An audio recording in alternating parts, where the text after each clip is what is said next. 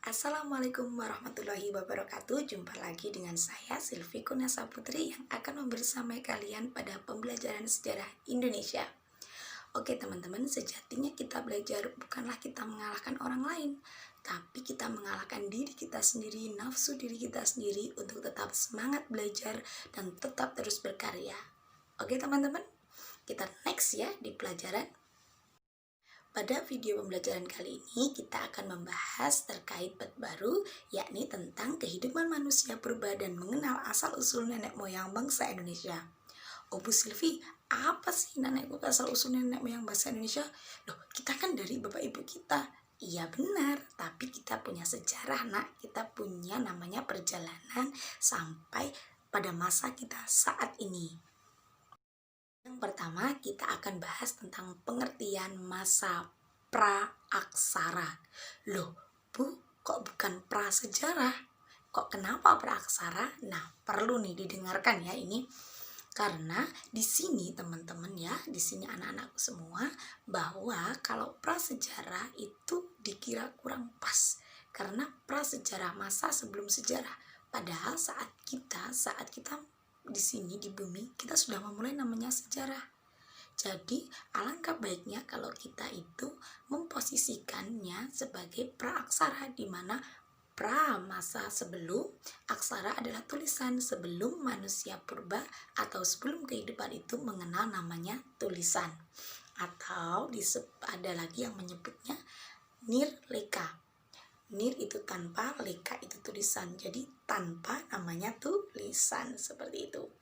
Nah, pada pembelajaran kali ini kita akan menganalisis periodisasi zaman manusia purba ya. Di sini Ibu akan pertama membahas tentang zaman periodisasi manusia purba menurut geologi atau ilmu bumi.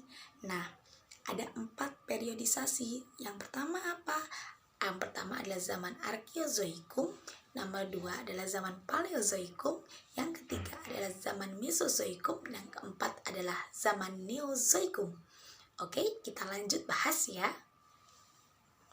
Yang pertama adalah zaman Arkeozoikum.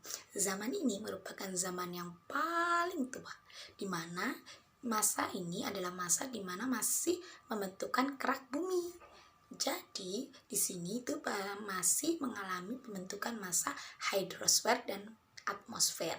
Jadi belum ada tuh kehidupan yang kompleks seperti kita saat ini. Masih kelompok-kelompok tertentu yakni hewan. Hewannya tuh masih mikroorganisme, jadi masih sangat kecil sekali karena mereka menyesuaikan lingkungan yang masih berkembang saat itu. Masa yang kedua ini adalah masa Paleozoikum. Masa ini udah tertata anak-anak, udah ada yang namanya pembentukan atmosfer, udah ada hidrosfer. Jadi sudah mulai ada awal kehidupan yang ada pada masa ini, dan hewan-hewannya pun beragam. Ya sudah daripada mikroorganisme tadi, ini sudah ada hewan bersel tunggal seperti hewan invertebrata ya, seperti cacing, seperti koral. Jadi udah lebih beragam jenisnya ya daripada zaman Arkeozoikum tadi. Oke anak-anak, selanjutnya adalah zaman Mesozoikum atau zaman pertengahan. Zaman ini terjadi sekitar 65 juta tahun yang lalu. Wow, sangat lama ya.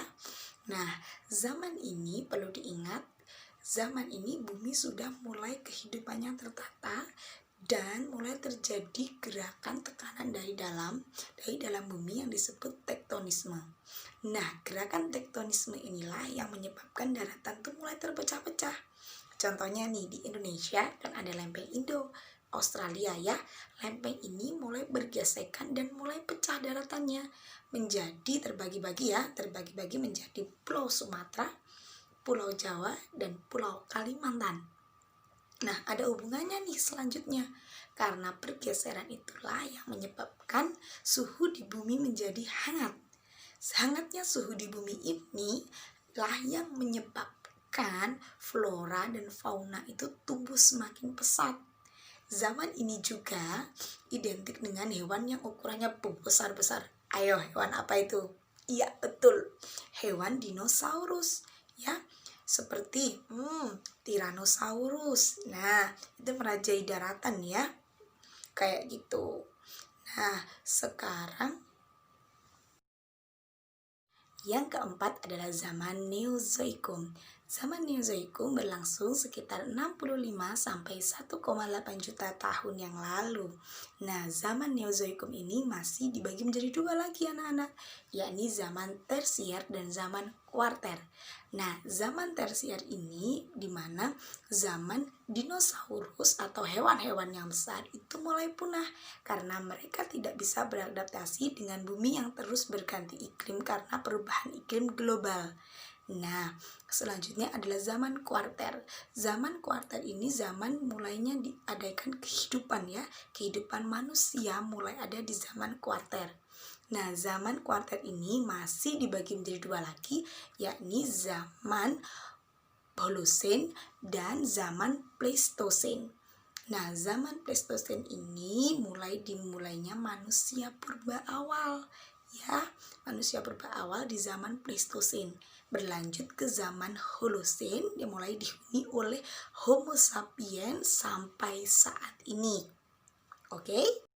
Setelah tadi kita belajar pembabakan dari bidang geologi, sekarang kita akan belajar pembabakan dari zaman arkeologi atau zaman budaya. Nah, di sini ada dua zaman besar maksud ibu ya, ada zaman batu dan zaman logam.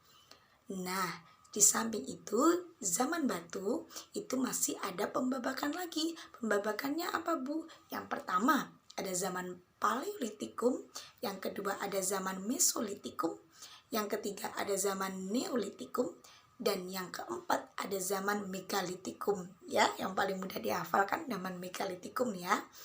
Oke, kita akan next ke penjelasan selanjutnya.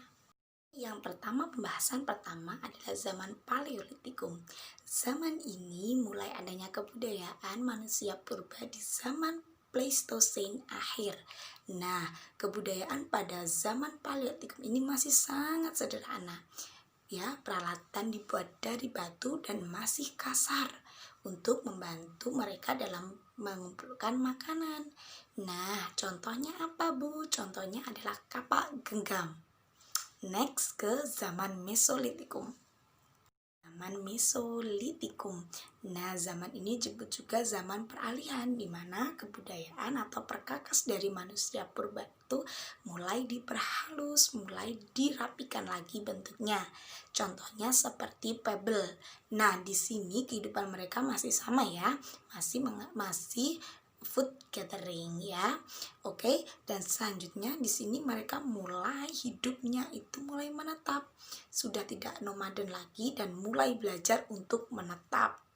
Oke, selanjutnya kita akan membahas tentang zaman Neolitikum. Zaman Neolitikum. Nah, zaman ini identik dengan perkakas yang dibuat oleh manusia purba itu sudah diperhalus. Contohnya adalah kapak persegi dan kapak lonjong.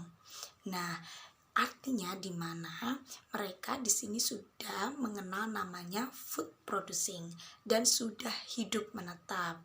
Oke. Selanjutnya adalah zaman Megalitikum. Nah, zaman ini itu sudah manusia purba itu mengenal namanya kepercayaan. Nah, di mana karya-karya mereka atau kebudayaan mereka seperti contohnya dolmen, menhir itu diperuntukkan untuk kepercayaan mereka, yakni dinamisme dan animisme seperti itu. Oke, selanjutnya adalah zaman logam. Zaman logam. Nah, zaman logam ini perlu diingat ya anak-anak, bukan akhir dari zaman batu, melainkan ditandainya bahwa manusia sudah mampu mengolah logam, mengolah hasil kebudayaan dari logam.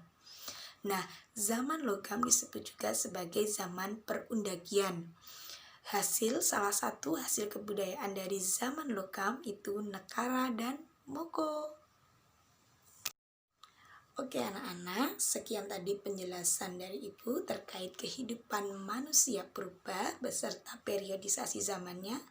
Yang perlu kita ambil dari sini bahwa perjalanan sejarah itu bukan serta-merta langsung jadi hasil kebudayaan itu langsung bagus, tapi kita perlu mencoba, kita perlu trial and error, kita perlu yang namanya itu bekerja keras dan selalu memperbaiki ya. Seperti contohnya tadi, peralatan manusia berubah dari yang mulai sederhana sampai yang lebih baik lagi. Oke, sekian pembelajaran dari saya. Ada kurang lebihnya saya mohon maaf. Dan untuk diskusi dan penugasan kita akan lanjutkan pembahasan di grup. Oke, wassalamualaikum warahmatullahi wabarakatuh.